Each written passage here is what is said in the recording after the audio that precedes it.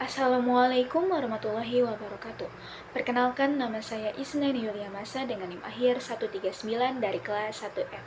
Di sini saya akan membagikan hasil analisis saya terkait jurnal yang berjudul Dinamika Partai Politik dan Positioning Ideologi, studi kasus tentang pergeseran positioning ideologi partai politik peserta pemilu 2014, karya Yebima Hasan Mairudin, di mana secara sederhana jurnal itu menjelaskan tentang partai-partai politik Indonesia yang mulai mengalami perubahan menjelang pemilu pada tahun 2014, di mana pasca reformasi partai-partai politik itu mulai mengalami krisis identitas. Artinya partai-partai ini tuh mulai meninggalkan ideologi awalnya dan lebih fokus terhadap cara agar mereka bisa memenangkan pemilu dan mendapatkan banyak suara.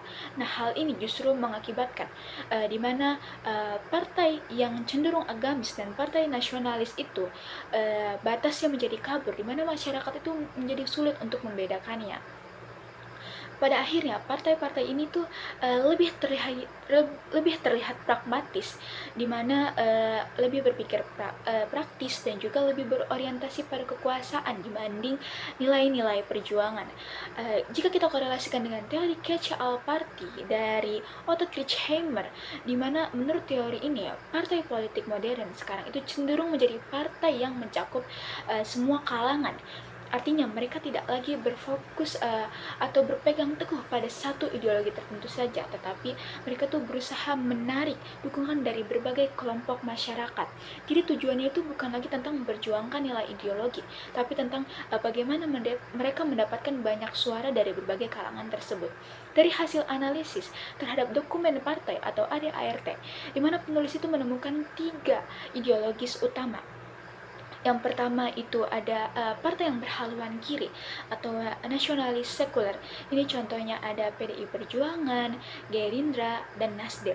Yang kedua ada partai yang berhaluan kanan, itu partai Islam. Itu contohnya ada PKS, 3P, dan PAN. Yang terakhir ada partai yang berarah tengah, itu yaitu partai catch-all party. Contohnya itu ada Partai Demokrat, Hanura, dan juga Golkar. Dimana menariknya dari hasil penelitian itu menunjukkan bahwa baik partai nasionalis atau agamis ini itu mereka tuh mulai berubah ke arah tengah.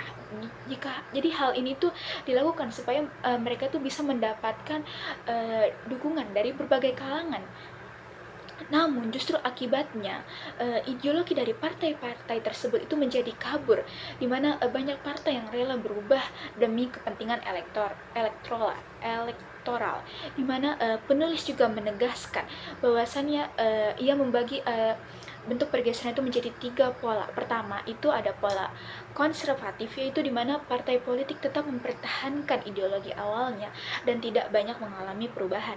Dan yang kedua itu ada pola konservatif progresif, di mana partai politik ini tetap mempertahankan ideologi awalnya tetapi mulai berkompromi. Dan yang terakhir ada pola ekstrim, di mana partai politik ini benar-benar berubah secara drastis ke arah tengah sampai ideologinya sendiri itu menjadi kabur.